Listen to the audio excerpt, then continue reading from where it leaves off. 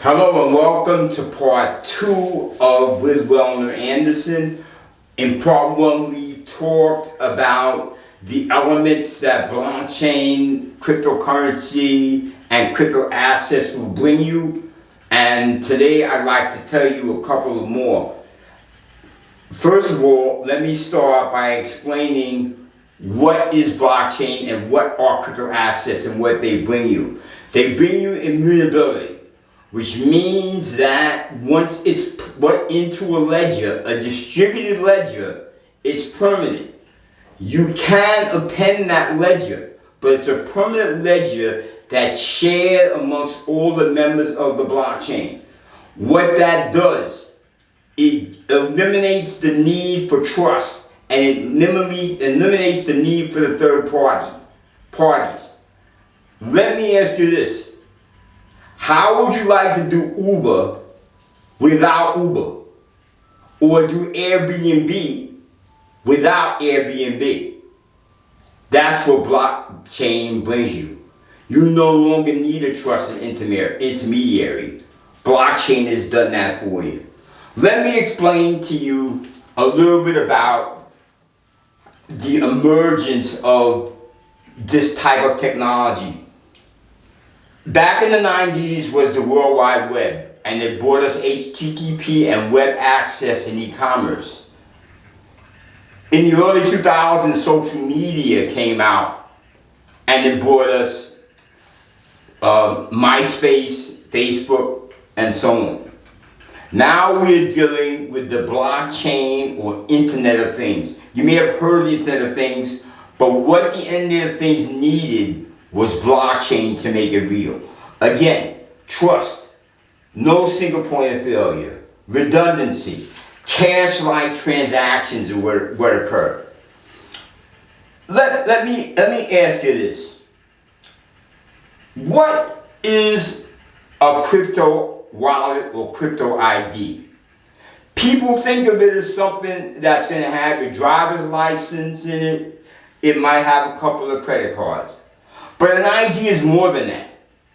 An ID should tell you about the health of a person if they permit that. An ID should tell you the credit limit of the person if you permit that. An ID should tell you the blood type and the medicines in which that person takes in the event there is some type of issue involving that. An ID, if you choose, should be an element that can invoke trust between two people. That's what an ID is, and that's what it can be on the blockchain. Let me talk a little bit about some of the other elements that you're going to get when you get with when blockchain matures. There's something called DeFi. It's called decentralized finance. If you think about it, in the world today, in a lot of locations, it makes absolutely no sense to lay out cable. As I said in the other video, it will be replaced with satellites that are scalable, and because of trust, you will see companies work together that's never worked before together. You might see a Citibank and a Chase Bank work at the same effort, on the same network, on the same processors, on the same blockchain, but protected because of the blockchain itself. Long gone are the centralized hub and spoke operations where everything goes back to a central site and the site does the clearing. That means the elimination, if you think further, of most type of intermediaries when it comes to buying stock. It eliminates the need for the underwriter because all the work is done in advance. Okay, now what is used, and I'm getting a little technical now, what is used on the blockchain is something called dApps. What dApps are those are specifically written objects that you can take your own custom program and write it to a DApp, so you can create a checking system in DeFi or diversified centralized finance. You can create loan systems. All those will exist out there. In the next 2 weeks, well, even one thing I want to think about.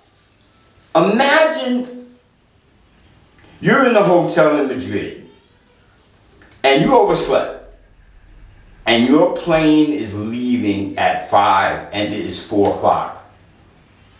In the blockchain environment, you'll pick up the phone, order your autonomous car, and the car will negotiate with the network and the other cars on the network, bidding for you at the highest price, which guarantees you a route and arrival time at that network, at the airport.